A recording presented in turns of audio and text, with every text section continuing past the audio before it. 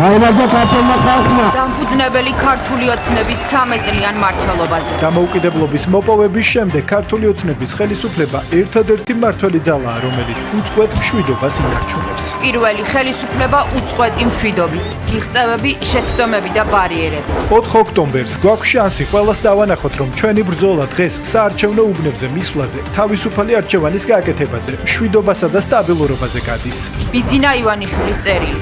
ბრძენი ქართველი ხალხი და ქვეყანა, რომელიც კვლავ ბეწვის ხიდზე გადის.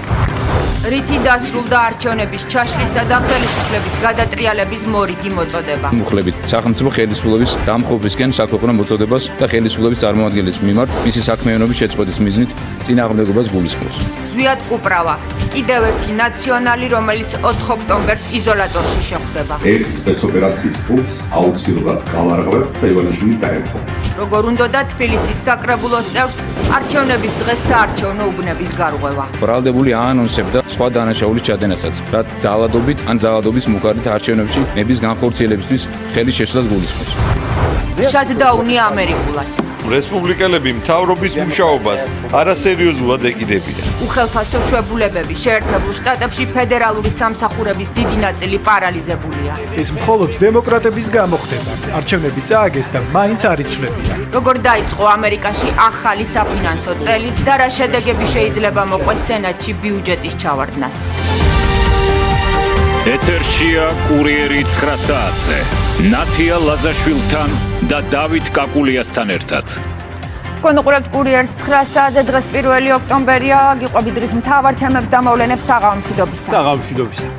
13 წელი ხელისუფლებაში ერთადერთი მმართველი ძალა, რომელსაც 13 წელი უწყვეტი მშვიდობა აქვს, თუმცა თავად მუდმივად ბრძოლაშია. ზეწოლა გარედან. გარეძალებს მორჩილი შიდა მტრები და მუხანათური ღალატი გუნდის შიგნიდან. ეს ბიძინა ივანიშვილისთვის დღევანდელი საქართველოცა და წარსულში საუკუნეების განმავლობაში გადარჩენისთვის მუდმივ თავგანწირულ ბრძოლაში მყოფი ქვეყანაც. ქართული ოცნების დამფუძნებელი ვრცელ წერილს აქვეყნებს 2012-დან 2025-მდე. რა გაიარა, რა მიღწევები აქვს, რა ბარიერები ჰქონდა, რა შეცდომები დაუშვა და რაც მთავარია კიდევ რა გამოწვევა ელის ქვეყანას.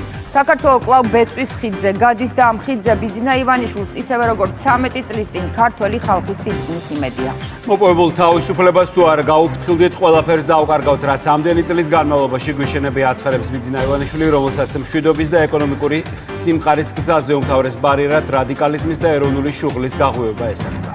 საქართველოს ისევ იბრძვის, თუმცა ამჯერად უკვე სახეცვლილ მტერთან, რომელიც დამნაშავე რეჟიმის დემოკრატიის შუქურას უწოდებს დემოკრატიულ ხელისუფლებას კი დიქტატურას.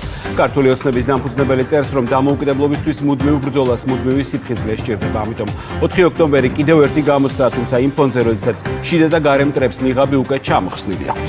დაწერილის კიდევ ერთი მთავარი აქცენტი, ქართული ოცნება არავისთან პარტნიორობაზე არ ამბობს უარს, თუმცა საქართველოს გამოყენების ხარჯზე ეს არ მოხდება.